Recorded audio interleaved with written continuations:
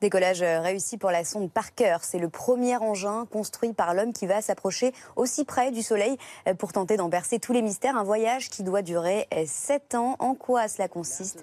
C'est ce que nous explique Philippe Henareros, le rédacteur en chef de Ciel et Espace.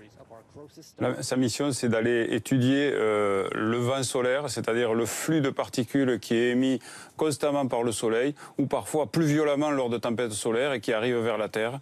Et aussi d'étudier les phénomènes physiques qui se passent dans la couronne solaire, c'est-à-dire à proximité du Soleil, dans une atmosphère assez ténue, puisqu'en fait cette couronne est à 1 million de degrés, alors que la surface du Soleil qui émet les particules qui composent la couronne n'est qu'à 6 000 degrés. Donc là, il y a un mystère astrophysique à voir. Mais je voulais dire juste là, pour l'instant, la sonde, on a vu le lancement il y a 40 minutes. Il y avait encore d'autres allumages de moteurs. Pour l'instant, on est au 3e étage qui est en train de fonctionner. Tout se passe bien à bord. Alors, bonne nouvelle. Voilà. Le Soleil, c'est un astre, vous le disiez, mais c'est un astre qu'on ne connaît vraiment pas bien. C'est quelque chose de vraiment novateur d'envoyer une sonde aussi proche que ça du Soleil. Le Soleil, c'est une étoile. C'est l'étoile la plus proche.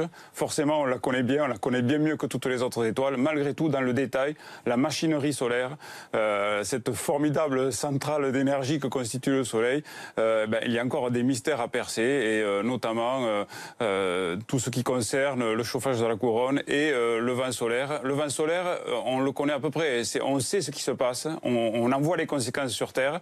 Maintenant, ce que les scientifiques cherchent avec cette sonde, c'est vraiment faire de la recherche fondamentale, aller à 6 millions de kilomètres du Soleil. Je rappelle que la Terre est à 150 millions de kilomètres du Soleil, que Mercure, la planète la plus proche du Soleil, est à 58 millions de kilomètres du Soleil, donc on voit qu'on s'approche vraiment. En temps de trajet, c'est combien d'ailleurs? En temps de trajet, c'est compliqué parce que il faut s'approcher du Soleil. Ça a l'air simple comme ça. On peut imaginer qu'il s'agit de se laisser tomber et puis ça suffira. En fait, il faut une fusée très puissante pour échapper à l'attraction gravitationnelle de la Terre. Ensuite, il faut gagner encore de la vitesse en passant près de Vénus. La planète, grâce à sa gravitation, accélère la sonde à chaque fois. Il y aura 7 survols de cette planète-là. Et ça va prendre 7 ans. C'est assez compliqué finalement de tomber sur le Soleil sans y tomber complètement, parce qu'à un moment donné, il faut freiner, il faut s'arrêter, il faut se stabiliser. Donc c'est un voyage qui est compliqué.